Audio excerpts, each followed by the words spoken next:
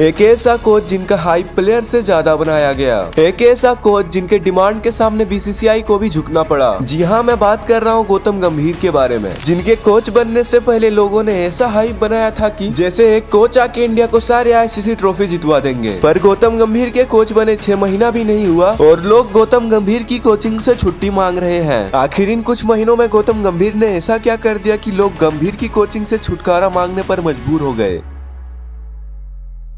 2024 IPL से पहले गौतम गंभीर फुल टाइम पॉलिटिशियन थे एंड उस दौरान गौतम गंभीर ने बहुत सारे पॉडकास्ट और इंटरव्यू भी किए थे, जहां गौतम गंभीर ऐसे बात करते थे जिसे सुन के कोई भी आम आदमी मैनिपुलेट हो जाएगा। कोई क्रिकेट मैच हमारे जवानों की जिंदगी से बड़ा नहीं है। परफॉर्मेंस नहीं देंगे तो आप प्लेइंग 11 में कैसे रहेंगे। 2011 की बात करते हैं तो एमएस की बात करते हैं। हिंदुस्तान जीता है, एक कप्तान नहीं जीता। एंड इस बीच 2024 इलेक्शन से पहले गौतम गंभीर अपने पॉलिटिकल करियर को छोड़कर दोबारा क्रिकेट की तरफ वापस आ गए और आईपीएल 2024 में केकेआर के लिए मेंटोर बने एंड 2024 के सबसे बड़े इवेंट मिनी ऑक्शन में केकेआर की तरफ से पार्टिसिपेट किया। देन वहां गंभीर ने आईपीएल हिस्ट्री की सबसे बड़ी बीट मिचेल स्टार्क पर लगाया एंड 2024 आईपीएल में केकेआर ने पूरी तरह से डोमिनेट किया और केकेआर का सेमीफाइनल और फाइनल एसआरएच के साथ हुआ। एसआरएच वही टीम थी जिनके ओपनर अभिषेक शर्मा और त्रिवी सेठ ने पूरे आईपीएल में अपना दबदबा दिखाया था, लेकिन केकेआर के सामने पैट कमिंस का एसआरएच दूर दूर तक स्टैंड नहीं कर रहा था एंड केकेआर ने आईपीएल की तीसरी ट्रॉफी श्रेयस अय्यर की कैप्टेंसी में जीत लिया। चेपॉक में 24 का चैंपियन।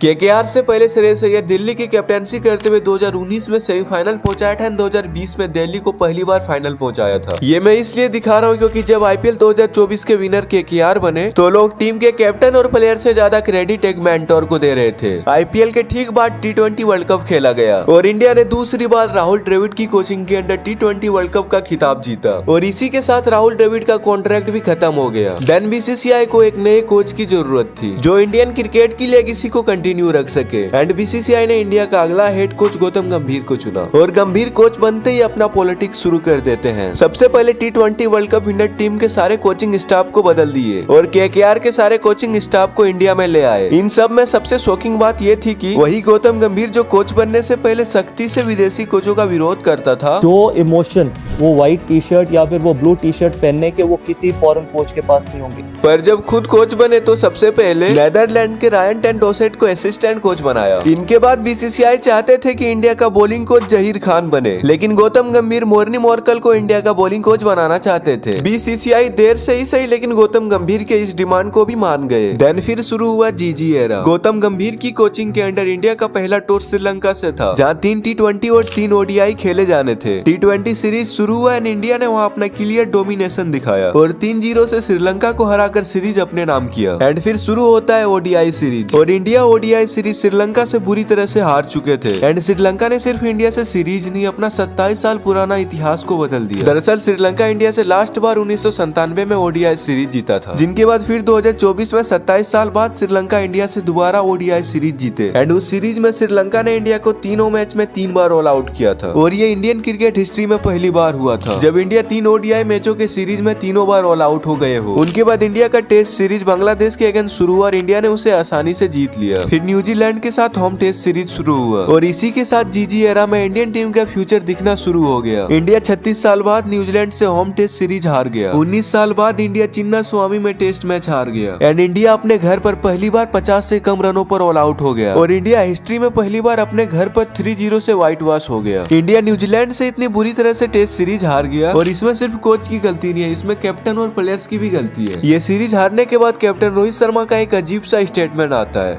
12 साल में एक बार तो अलाउड है यार। एक कैप्टन के मुंह से इन बातों का कोई सेंस नहीं बनता है। माना कि हार और जीत खेल का हिस्सा होता है, लेकिन हर बार अगर तुम्हारे हिस्से में ही हार आए तो तुम्हें अपने गलतियों पर ध्यान देना चाहिए और उन्हें ठीक करना चाहिए। लेकिन फिर भी कोच और कैप्टन ने गलतियों को नजरअंदाज किया और सैम वही टीम लेकर बॉर्डर गावस्कर ट्रॉफी खेलने के लिए ऑस्ट्रेलिया पहुंच गए। फिर होना क्या था, इंडिया का मिडिल ऑर्डर कहीं नजर ही नहीं आ रहा था। टॉप ऑर्डर में यशस्वी जायसवाल रन बना रहे थे और लोअर ऑर्डर में नीतीश कुमार रेड्डी रन बना रहे थे। इंडिया का मिडिल ऑर्डर टोटली फ्लॉप रहा एंड रिजल्ट क्या निकला, इंडिया 12 साल बाद बॉर्डर गावस्कर ट्रॉफी भी हार गया और इसी के साथ India first time WTC final के रेस से भी बाहर हो गए। सीरीज हारने के बाद गौतम गंभीर प्रेस कॉन्फ्रेंस में ऐसे ऐसे बात बोलते हैं जिनका दूर दूर तक क्रिकेट से कोई रिलेशन ही नहीं है। सबसे इम्पोर्टेंट देश, ना मेरी टीम है ना आपकी टीम है, देश की टीम। ऑब्वियसली ये स्टेटमेंट सुन के तो यही लगता है कि गौतम गंभीर के पास सवालों का जवाब नहीं है। इनसे पहले खुद गौतम गंभीर माइक पकड़ के इंडिया के कोचेस को क्रिटिसाइज करते थे। रवि शास्त्री इंडिया से बात कुछ भी जीते, फिर आप जब खुद कुछ नहीं जीते होते तो आपको ये लगता है कि जिस टीम के आप कोच बने वही सबसे अच्छी टीम है। तो जब आप खुद कभी नहीं जीतते तब आप ऐसी स्टेटमेंट्स देते हैं। और ये आज खुद कोच बने तो इनका चारों तरफ से फटा पड़ा है। इसीलिए समय से पहले ज्यादा बकचोदी नहीं करना चाहिए, क्या पता आगे चल के वही तुम्हारी ले ले।